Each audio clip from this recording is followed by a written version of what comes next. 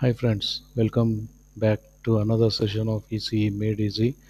We are into our first section, first part, where we are looking into the basic components we use for building any electric or electronic circuit.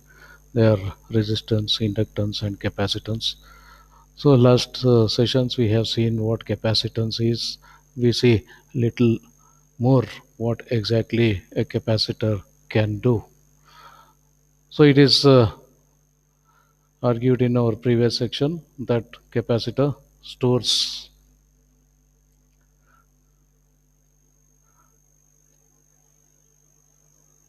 energy in the form of potential energy, which means it has a potential to do work.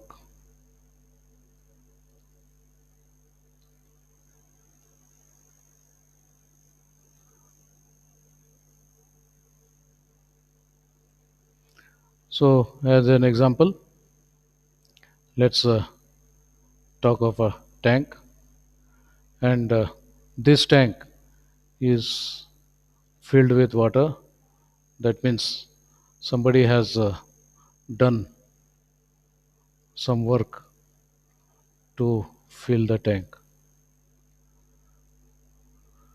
So, work is done to fill the tank, and unless until there is no chance for the water to move out of this tank, the tank will have this water, and the water always wants to move out of this tank, and the wall is closed, and hence it is not moving.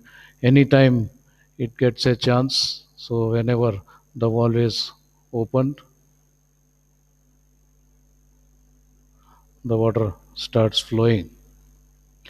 That means it starts doing the work, so the motion starts means some activity begins, and this activity can be made to do some work.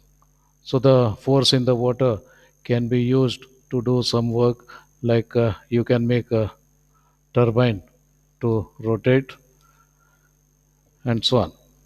So it has got a potential to do work, and as long as the wall is closed, the water remains in the tank, and that's what we are trying to talk of. So it has got a potential to do work. That's what we are trying to say, that it has got a stored energy in the form of potential. Next, how this can be used. So let me just relate with a simple circuit which we had seen in our previous lecture, which we called an RC circuit. So let's say there is potential of V1, and at t equal to 0 the circuit is closed. So at t equal to 0 circuit is closed, and before t equal to 0, let us say this was uncharged, and the moment the circuit is closed, this voltage is applied across the series circuit R and C, and voltage across C is 0 because it is uncharged. Therefore, full voltage V appears across R, and hence, when there is potential across R, then there will be current flowing through it. And this current flowing is possible because this potential attracts the electrons in this direction and pumps out in this direction, and because of which the electrons here are reduced in number compared to proton, so this plate becomes positively charged. Electrons here are in excess number, so this plate becomes negatively charged, and this process continues on and on and on and on when the voltage across this becomes V. So there is electric field produced, and this electric field will create a potential difference between these two plates. And when the potential difference between these two plates equals V, then what happens is the voltage at this point is V, the voltage at this point is also V, which means that the potential difference across R is zero, and hence there is no driving force for the current to flow through the resistance, and hence this current ceases to become zero. When there is no current flowing, then the situation looks something like this. This is positively charged, this is negatively charged, this is V, this is R, this is C, and we have V across this, and there will be no current flowing because the total voltage which is applied is appearing across the capacitor. So the net voltage around the loop is this positive V, and this is opposite direction. Therefore, the net voltage across this is zero. Hence, this has reached an equilibrium state as on now. So, this has reached an equilibrium state. This is V, and hence no more changes possible. And this continues as long as we don't provide any parallel path for these excess electrons to shift back to this, but this battery is not allowing these electrons to shift back, and hence this remains in this condition, and hence we can call this reached an equilibrium. So let's assume that this voltage we reduced. Let us assume that we have reduced this voltage. Now what happens is we get here some voltage V1, and we have a voltage V, and we know that V1 is less than V. So this is at higher potential, this is at lower potential, and because of which the current starts flowing in this direction, or we can say that the electrons now start moving back. The electrons start moving back, and this process continues till this becomes V1.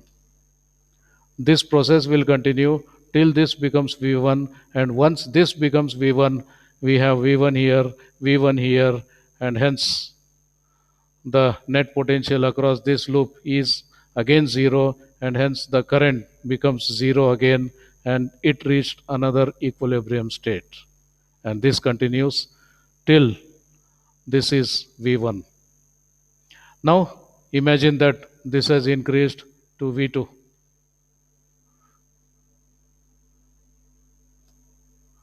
The previous case was for V1. Now let us imagine that the situation we have increased to V2. That means we have V2 here, we have V1 here, and in this case V2 is greater than V1, and V2 is greater than V1, which makes the current to flow in this direction. That means the electrons are again pulled back from this plate back to this plate. So the electrons will start moving in the reverse direction, and this imbalance keeps on increasing till the potential difference across these two plates becomes V2. When the potential difference across these two plates becomes V2, this is V2, this is V2, net voltage across this is zero, hence this current becomes zero, and this reaches one more equilibrium state. So what is happening? When this was at the beginning, this was at zero, we started with V, it started, the current started flowing till this becomes V. Then we reduce this to V1, then the reverse current started to flow till this becomes V1. then we increase this to V2, then again forward current started to flow till this becomes V2. So if I keep flipping between V1, V2, V1, V2, then whenever I reduce, one direction current flows. Whenever I increase, another direction current flows. So though there is no continuity in this circuit, the current can be seen flowing across this loop, though there is no closed loop conducting path available. But what is happening is the uh, electrons are being pumped from one plate to other plate one time, or from this plate to this plate another time, this plate to this plate one time, this plate to this plate another time. As these keep increasing and decreasing, then the electrons keep displacing from this plate to this plate via this circuit, and sometime this plate to this plate via this circuit. And because of which, if you are standing here, then you can see that the electrons are moving sometime this way, sometime this way. And when you see motion of electron, then definitely you can say that there is current. Yes, definitely. There is always a confusion that when there is no connection here, how does capacitor conduct? Yes, definitely capacitor does not conduct. The other part of the circuitry conduct, and the conduction is aided because of the free electrons available on these plates. So in short, if you want to observe current here, then make sure that there is change always. So if you want to observe current in the circuitry, or current, if you want to see that it flowing through this circuit where there is a capacitor, then make sure that your input keeps changing. So as long as your input keeps changing, this capacitor will be changing its value, and sometime it will be getting charged, and sometime it will be getting discharged, depending on which direction you are talking about charging, which direction you are talking about discharging. So that's it, how capacitor works. So that's what commonly says, that capacitor allows alternating current. That means changes are allowed through the capacitor, but in reality nothing is flowing through the capacitor, but it is the electrons moving from one plate to other plate, uh, to and fro, are making the current visible here. And then we can say that this to and fro is possible only when you keep the input voltage changing. That's what we say, that the capacitor conducts when the input is changing, or in our common language we say capacitor conducts only AC, it does not conduct DC, because when you say DC, after this reaches V, no more current will flow, and that's a steady state, that's a equilibrium state reached, no current is flowing. So we feel that no current will flow if you apply DC. But if you keep changing it, that's what we call AC. Then yes, we can see charging, discharging action, and because of which we say that capacitor conducts only for AC. That's it for now. See you next. Till then, take care. Bye.